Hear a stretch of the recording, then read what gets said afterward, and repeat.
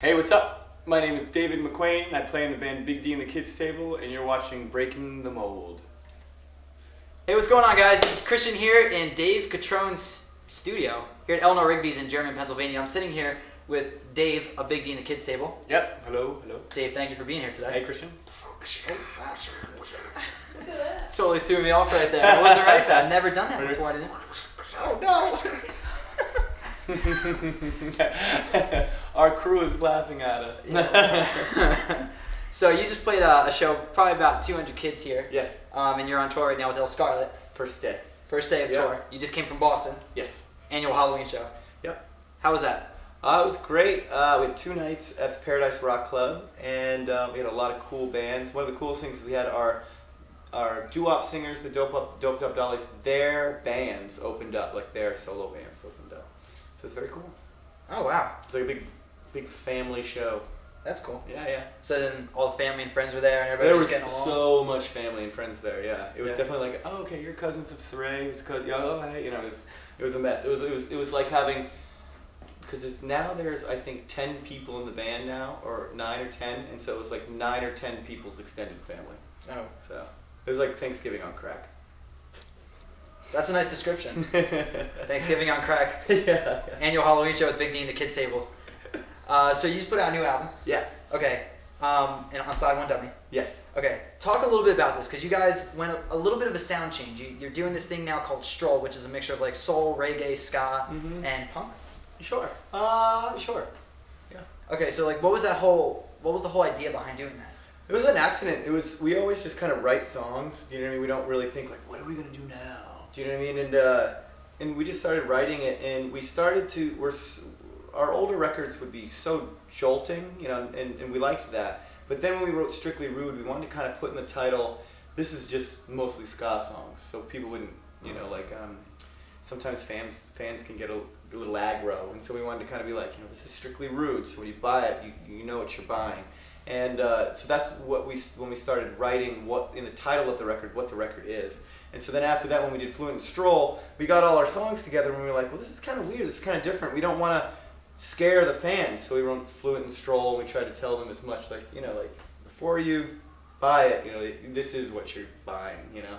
So then we'll do like Strictly Thrash and Strictly Dub, and, you know, put the titles, you know, so that helps. That's very nice. That was by my friend Nick, who goes down to U-Arts in Philly. Yeah. Ladies, he is single. He is. Yeah, he's a big fan, so this is a big moment for him. This is a moment in the sun, so to speak. So now moving on, you guys are very much a DIY band. You believe in doing it yourself, you know, just working hard and everything like that. Now, not so much what do you put into it, but what does it mean to be a band that basically is very grassroots and very, you know, self-oriented?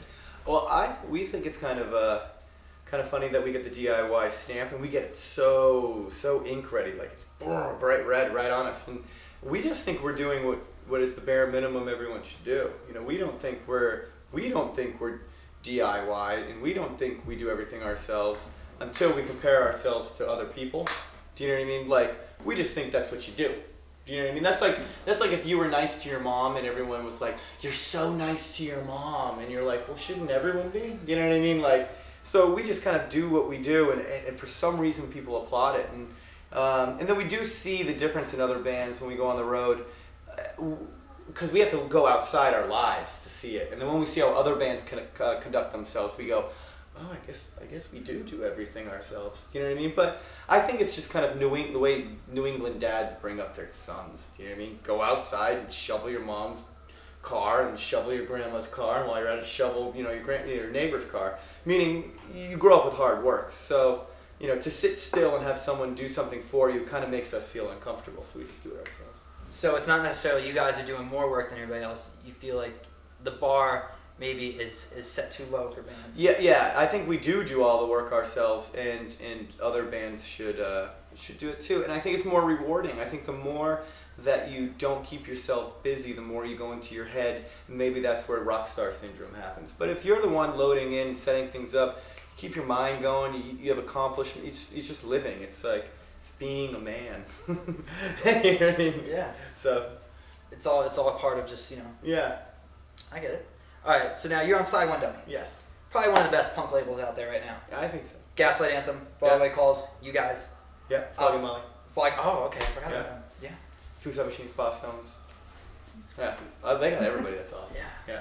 So what does it mean to be on a label like that? That's just so chock full of bands. Like, is there this sort of new legacy that's being built with this label? And like, I hope so because when I was younger, we really put a lot of faith in the obvious, famous punk labels. You know, the obvious ones, and we tried our hardest to get on these labels, but. Like the cheerleader won't go out with you in high school. The famous punk labels wouldn't bat their eyes at us either. And we were just doing things that, I mean, obviously we think this way because we're us. But we thought we were the mold that they were casting. Do you know what I mean? Like DIY punk band that's, you know, doing it. But then they would go ahead and sign bands that we know who they were, and we were like, well, that kind of goes against the message that you're bringing us all up on, you know. So yeah, I kind of moan and I'm a hater on all that, but I'm just so happy that Side One saw us. You know what I mean? And I'm so glad we never went on any of those labels because it would almost be like we sold out to them. Do you know what I mean? And it's nice to be recognized in a positive way that's outside the cool club. I just think Side One was so nice to us to recognize us. You know, I think we were just the runt kitten in the litter box, and Side One thought we'd be an okay, you know, house pet. I go on tangents. No, that was great. Now let's get to the fun part of the interview. Yeah.